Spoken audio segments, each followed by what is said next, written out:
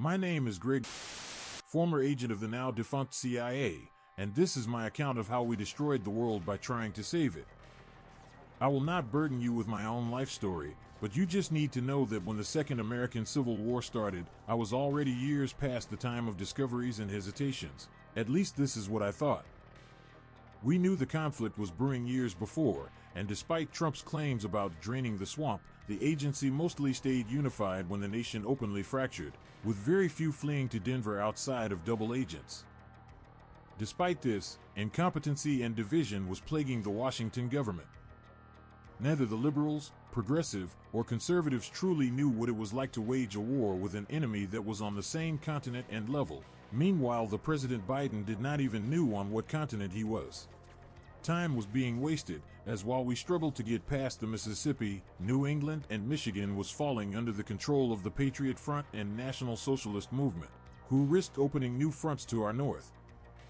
The Republic was inevitably going to be destroyed by wannabe dictators, if not worse, unless the Union leadership went through radical change.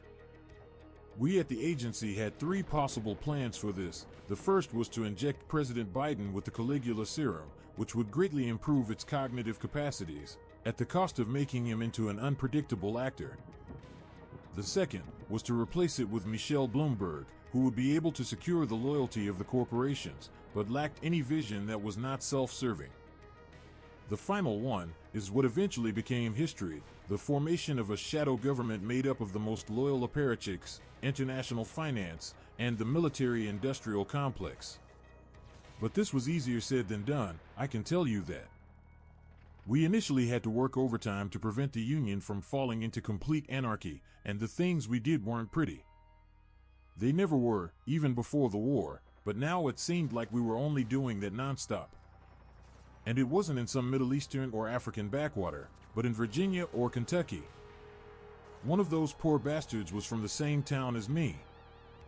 We became the monsters Trump and much of those radicals was fearmongering about, and in the end, we won. Now, it is important to discuss the rest of the world a bit to understand what happens next. Not long after the start of the Civil War, Vladimir Putin died of COVID and was replaced by Dmitry Medvedev. Many expected him to simply continue in Putin's footsteps, but he surprisingly went through multiple reforms aimed at relaxing the regime. Even Europeans were confused, and some even hoped for an eventual reconciliation with Russia.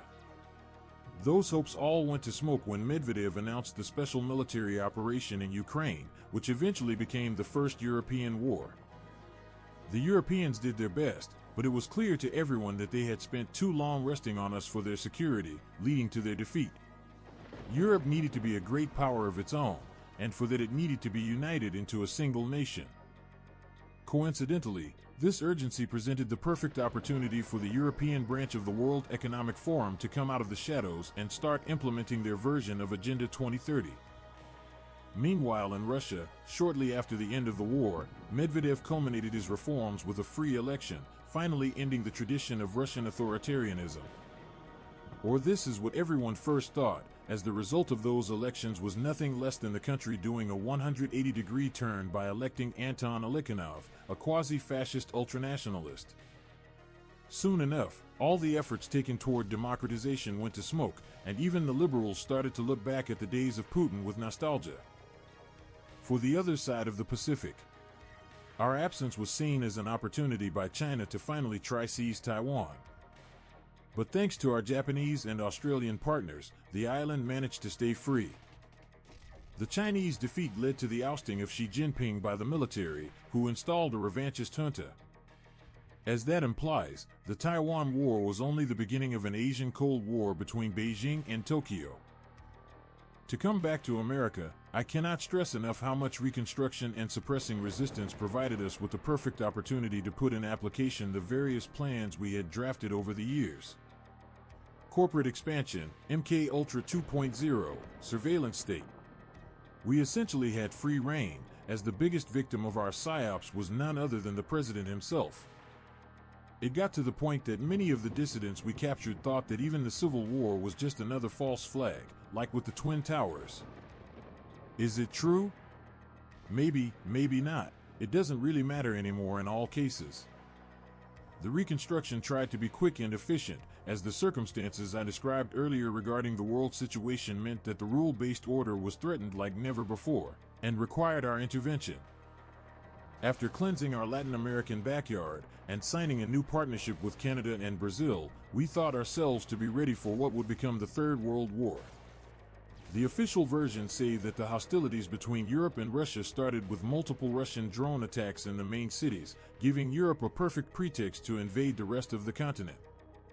While the ruling World Economic Forum acted mostly on its own, we still maintained a close relationship and de facto reformed NATO to finally defeat Russia.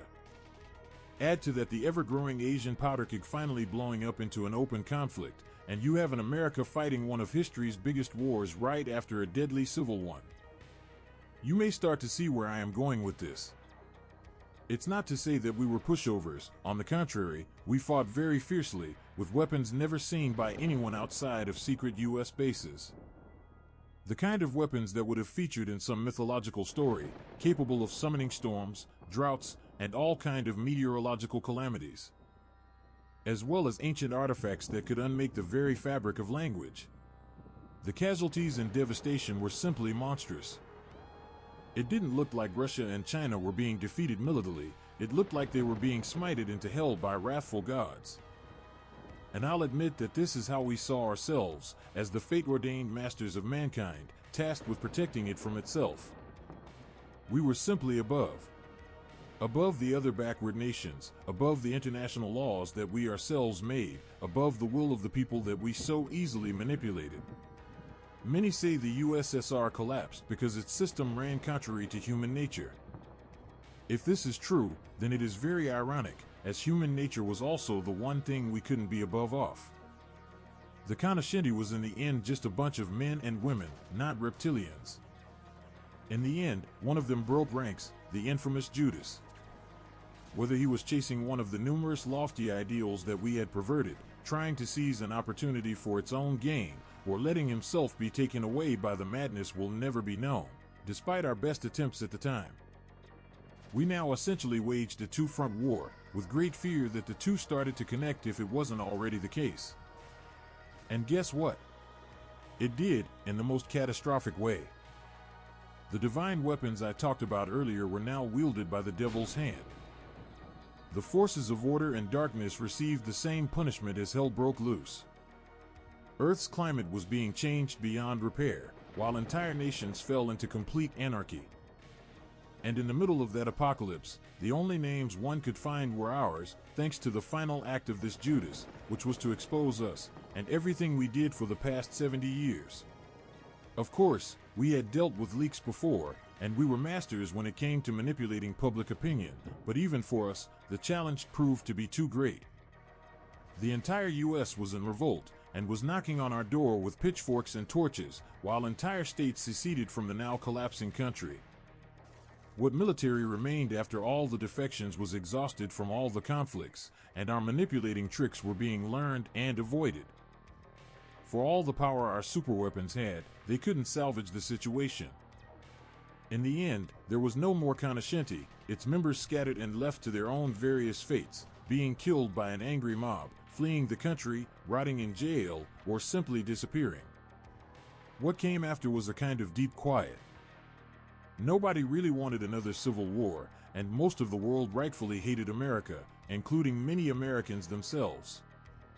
And so, the highest government officials that weren't affiliated with us gathered in Washington, and with a stroke of a pen, dissolved the United States of America forever. The nation was reorganized into the American Federal Republic, a highly decentralized confederation unable to reassert its hegemony across the globe, and where the emergence of something like the Conoscenti would be prevented by its very structure. It also recognized the independence of California, Cascadia, Texas, Alaska, and others, even more reducing its power. Which lead us to today. Chaos still engulfed much of the world, with no end in sight between the linguistic plagues, the storms, the warlords, nuclear fallouts, and the remnants of the old order trying to cling on. Even the American Federal Republic, thought to be the end of our woes, is already showing new cracks while struggling to fully fix the old ones. You know, a popular concept during the period of Pax Americana was the end of history, the idea that a global liberal order was the inevitable conclusion which mankind ascended towards. It's hard now to not see it as dangerously naive and arrogant, but at the time building this order is what motivated us at the Conoscenti. And just like in the Bible, God, if he exists, punished us for our hubris by crumbling our towers and throwing us back into the chaos. As you can see, I do not really miss those times. Even if we had defeated Judas, Russia, China, and all our enemies, I highly doubt we would have disbanded and ceased all our dirty operations. Ironically, we were not actually ready for the New World Order.